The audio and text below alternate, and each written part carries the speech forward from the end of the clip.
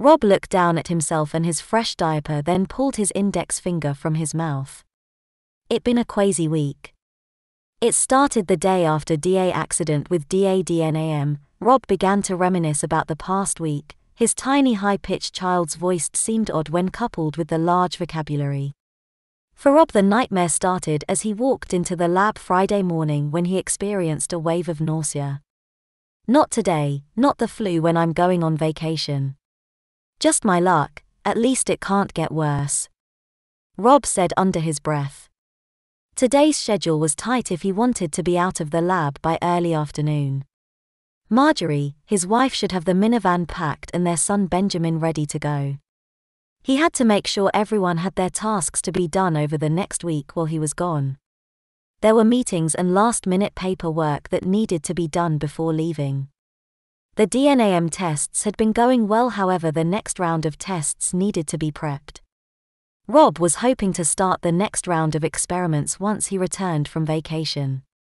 He busied himself all morning and skipped lunch so he could be done as soon as possible. His final task was a meeting with his assistants and make sure the lab will run smoothly in his absence. As the meeting wrapped up, his lab assistant's duties spelled out and plans for the next couple of weeks, Rob felt confident the lab would be on schedule. After the short meeting at 1 p.m., Rob was out the door of the lab and on his way home. The bouts of nausea were brief but annoying, however he could live with it as long as they were out of town by 2 p.m. Michelle was a stickler for schedules and organization, which was fine as he was more than happy that someone else ran his home life. He sat back and pondered what the next 2 weeks would be like, sitting on the cottage deck having a beer and reading a book. No deadlines and no pressure.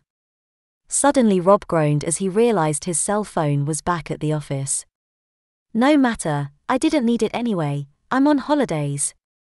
The small Honda pulled into the house at 1:30 p.m. Rob was impressed that he was still on schedule. Jumping out of the car, Rob doubled over as a wave of nausea hit him. Once the sickness passed, Rob felt like he had more energy. It seemed to be the only positive thing about his latest illness is that he could keep going and stay to his hectic schedule. His back, which he injured skiing a few years ago, didn't hurt like it normally did, and the tendinitis in his shoulder ached less since getting this flu. Rob charged into the house where Michelle was cleaning up from lunch. Honey, I'm home from work." Michelle looked over from the dishes in the sink and smiled at her hubby. "You actually made it home on time. Why don't you help me by getting Benny ready for the trip? Everything is packed and ready to go as soon as you are ready." Jamie was happy to help and get the vacation underway as soon as possible. Rob turned into the living room where Benny was in the playpen.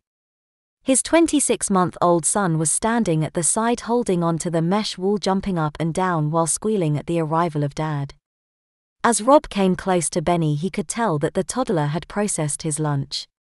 "How can you stand that smell?" Rob stated as his face twisted from the reek emanating from Benny's back end. He enjoyed being with his son, but there was one indisputable fact about babies: they were messy.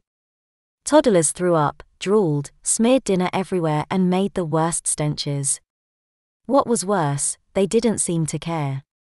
Diaper-clad children always seemed impervious to the rank odor. Michelle had wanted to have a second child, but Rob had made excuses why now was not the time. But for Rob it was that he didn't want to deal with another baby while they had Benjamin. One baby was enough to deal with at a time. More than once Rob had been thankful for Michelle's organizational ability, and she did run a tight household. Rob picked up Ben and carried his son upstairs to the nursery.